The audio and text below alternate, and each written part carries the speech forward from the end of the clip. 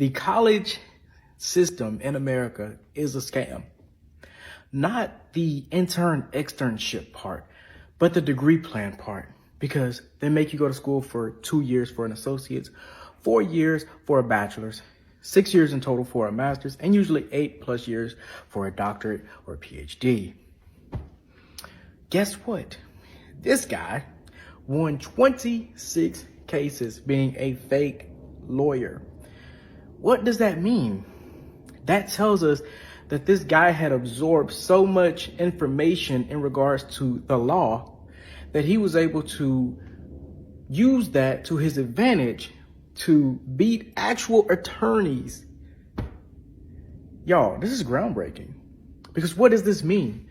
It means that if you are taught something and it's drilled into your head, there is no exam that's really needed. It's just a repetition thing and you needing to be taught. Am I right? Because he didn't get 8 years worth of schooling done, right? Because usually a JD degree is 8 years, 4 years of undergrad and about 3 to 4 years of law school, depending on how fast you can get it done. But we live in a country where they put student loan debt over the importance of our lives. Because let's be real, all they have to do is come out with IQ tests and come out with a placement test to where if you score high enough, they will place you where you want to go and do an externship that will still take 4 to 6 years. However, it's hands-on training instead of reading books and writing all these essays that have no point whatsoever. Last but not least, and I'm going to end with this. Back when I was a nurse, we were doing a RN residency at a hospital. And this young lady looks at me and she says, "You know what? I'm not crazy about the way you guys do things over here." I said, "Why not? What are you talking about?" She said, "Well, I was just looking at everything." She said, "Is your country more focused on exams and being in school or doing hands-on training in the hospital?" I said, "Well, I'm going to be honest with you. In America, probably out of the 4 years, 3.5 years is going to be school." She said, "That's what I mean." She said, "In my country, it's the other way around." She said, "We do 80% hands-on training, 20% school." There are people who could probably run circles around attorneys, doctors, accountants, and all that good stuff, but they were never good test takers. They were not smart enough to pass the MCAT. They weren't smart enough to take the LSAT. They weren't smart enough to pass that accounting exam. So what am I saying? I'm saying that sometimes, the old way of thinking and doing things isn't the right way. Welcome to the TikTok Drop Capsule, where we unpack the economy, your bank account, and your last $27 all in one sitting. People are broke, and now there's proof showing up in the numbers. Kellogg's reported an 8.6% drop in cereal sales. Crocs pulled its entire financial forecast. Heineken says people are drinking less. And even global giants like Nestle are seeing sales fall across the board. And what's scary about this, it's not about cutting luxuries. People are walking away from everyday items.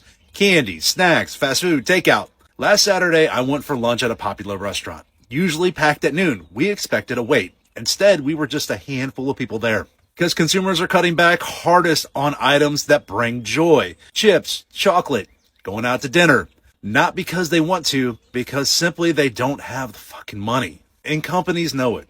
Forecasts are being pulled. Behind the scenes, they see the truth. Demand just isn't slowing. It's fucking collapsing. After 5 brutal years, Americans are barely hanging on, and now the administration slaps tariffs on top of it. It's like throwing gasoline on an already burning house. These families are one missed paycheck away from financial collapse. Americans aren't tightening belts anymore. They've run out of fucking notches.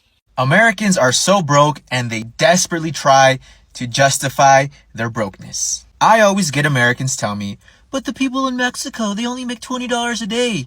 You make $25 an hour and you're still broke. Sure, you drive the newest car, but the bank owns it. It's not yours. Let me see that title. You call yourself a homeowner, but your house is made out of drywall and paper, and you're going to be renting it for 30 years before you even own it. Sure, you went to college, and yeah, sure, you have a degree, but you're going to spend the rest of your life paying for it. Sure, you have the newest iPhone, you have name brand clothing, you have all the nice things, but your credit cards are maxed out.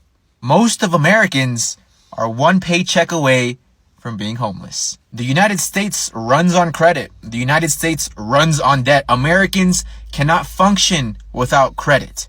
Instead of the United States of America, it should be called the United States of Minimum Payments. But according to Americans, we're the broke ones. But anyways, let me know what you guys think. So let me get this straight. We can't afford rent because rent prices are increasing so much to push us out to buy homes. But the interest rate is so high, you can't buy a home. And also you're not going to get funded for a home because of your debt to income ratio. So then what?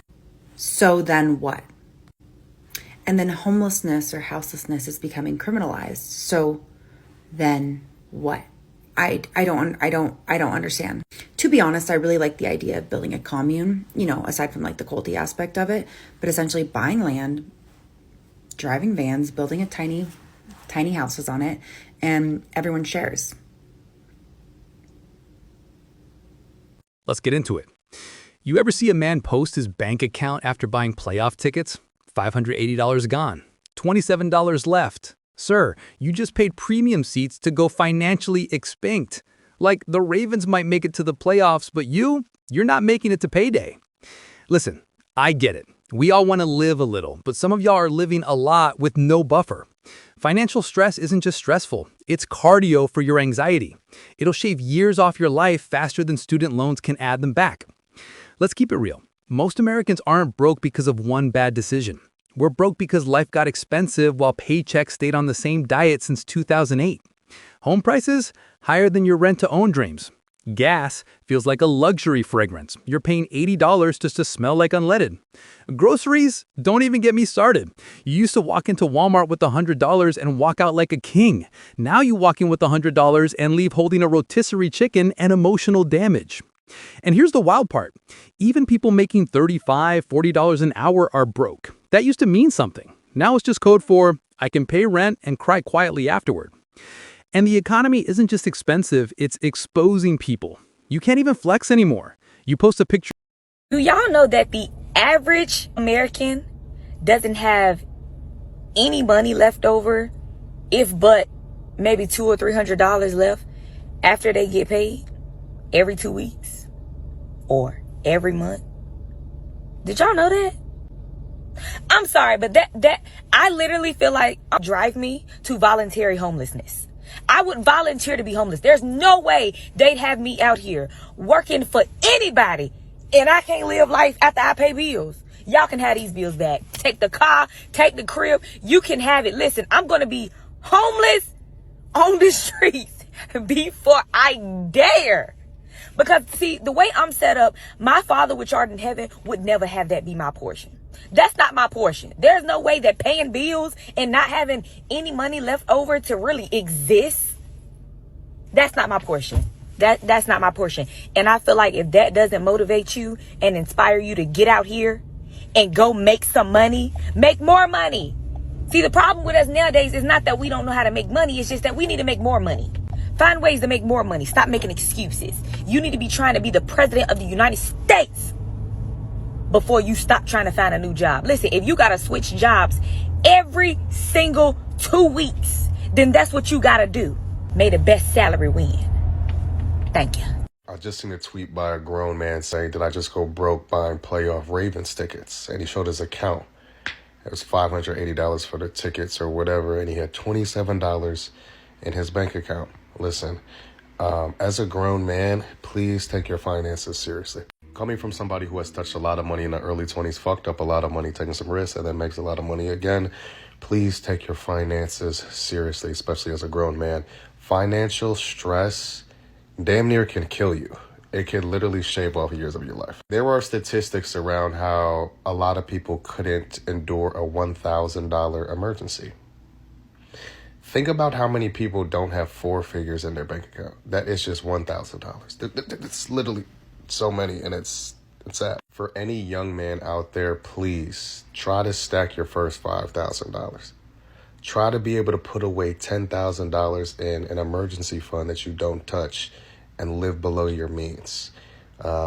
Living paycheck to paycheck, for some, is unavoidable due to circumstances, but for many people, you can actually take 2 to 3 years of your life in your 20s and appropriately save and maximize your earning potential and live below your means, and you'll be ahead of 85 to 90% of the men on the planet. It is definitely not a flex to show your account and you have $27 to your name. That's 2 to 3 Chipotle bowls and a bag of chips. In your new car, the Let that comments sink be in. like, congrats to Wells Fargo, they look good in that. Got a new house? Nah, the bank got a new house. You're just visiting for the next 30 years. Let's be honest, America doesn't run on Dunkin', it runs on debt. This is the United States of minimum payments. Everyone's just out here buying joy on credit and praying Chase doesn't chase them back. And while all this is happening, companies are quietly panicking. Kellogg's, sales down. Crocs pulled their forecast. Heineken, people are drinking less, and that's how you know it's bad. Even Nestle said, yeah, they stopped buying snacks. Bruh, when people stop buying chocolate, that's a national emergency. Even restaurants are empty now. I went to one last Saturday. Normally, there's a 45-minute wait. This time, no wait, no noise, no hope. Just me and one sad waiter with the look of a man who seen too many declined cards. Good morning, ladies and gentlemen. So, I was scrolling through Instagram this morning, right? And I came across a post that revealed a very interesting statistic. So, in this post, they have revealed that over 43% of Americans today use their PTO and vacation days just to rest. They're not even going on vacation anymore. They're using their PTO and vacation days just to sleep, y'all. Do y'all understand how bizarre that is? Like, that's the times we're living in right now. People are using their days off. They can't even enjoy the fruits of their labor. They're using their days off, their PTO. I'm not talking about their regular days off, whether that's Tuesday, Wednesday, Saturday, Sunday. I'm talking about their PTO and their vacation days, their accrued days that they earn throughout the year. They're using it just to rest. That's where we are right now as Americans, y'all. We can't even go on vacation anymore. We can't even afford to go on vacation anymore. We don't even have the energy to go on vacation if we have the money. Now, I must say, I understand what that's like, because a person like me who goes to work every day, and with me now having days off, such as Tuesday and Wednesday, here I am on day 5, and I'm burnt out, y'all. I'm burned out. This whole summer, I didn't get to do anything at all because I was burnt out on my days off. And this summer, I had the weekend off. I had Saturday and Sunday off all summer.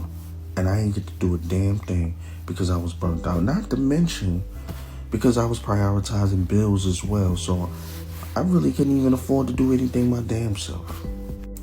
Is this what life really about right now? Is this what it is? We just gonna keep working ourselves into fucking smithereens? We're gonna keep working ourselves into complete, disintegration? Is that what we're gonna do? Because it's like we're shortening our lifespan every day by going to work and working so hard just for little rewards in return. Is this what life really about, y'all? I haven't taken a day off. I hadn't called out since I've been working. And quite frankly, it's because I can't afford to. You know, I don't want them paying me for an 8-hour day when I average 10, 11 hours. So I'm not going to get paid the same. It's going to make a big gap on my paycheck. Isn't that ironic? Hi, I'm Bree, and this is Broken America, where I show things most people wouldn't, but I know a lot of us are going through. Empty refrigerators because you couldn't afford groceries after paying the bills. Having to buy food you don't necessarily want to eat even though you know it's better than nothing. Keeping your thermostat off even if it's hot because you don't want the light bill to be high. Spending all your time at home after work and on weekends because you have no money to do anything. I remember a time in my life where I was able to start doing some things, but that time was only short-lived, as if it was just a dream. Now I only work, just to have all my money gone. barely food in my stomach. Not living, but also barely surviving. If you can relate, you are not alone. And then, to top it off, the government's like, by October, Americans will have no savings left. Oh, thanks for the warning, Uncle Sam. We didn't need a study for that. Just open your banking app after rent hits. Boom, there's your report. And the solution they give us is find a better job. Okay, sure, but where? Target's paying $18 an hour, rent's $2,000, and my degree is collecting dust and interest. They say get a second job. Bruh, I already got one side hustle. It's called surviving. At this point, Americans are switching jobs like playlists. You get 2 paychecks, maybe a third if you're lucky, before realizing the math is still not mathing. Now look, I'm not here to just roast everyone. I get it. It's rough out here. But we got to start thinking differently. You can't budget your way out of a broken system, but you can build your way out. That means stack your first 5K, even if it takes forever. Stop flexing for people who are secretly broke too. And track your spending, because some of y'all swear you spend about $400 eating out, then check the receipts and it's $1,200, all Postmates and pain.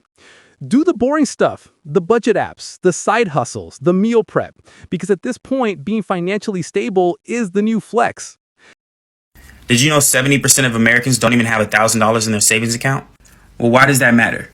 It matters because if you don't have $1,000 in your savings account, then you need to budget your money better.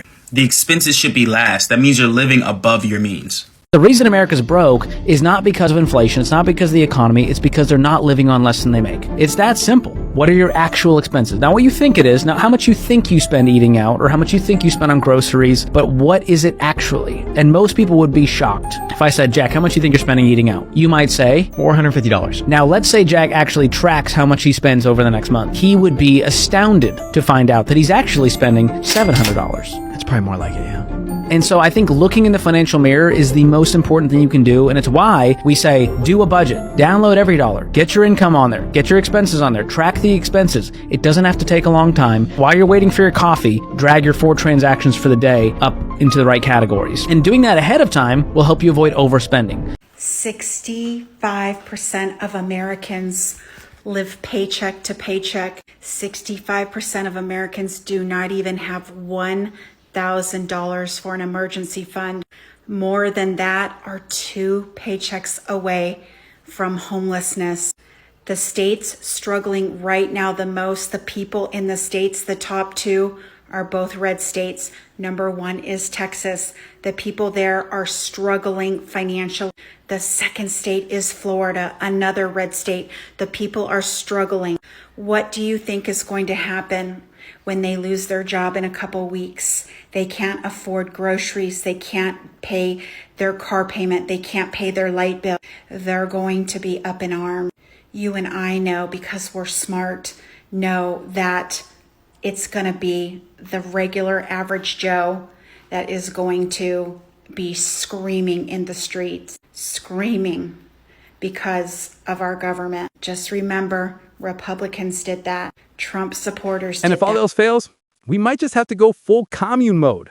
Buy some land, build some tiny houses, grow some tomatoes, and trade Wi-Fi passwords like currency.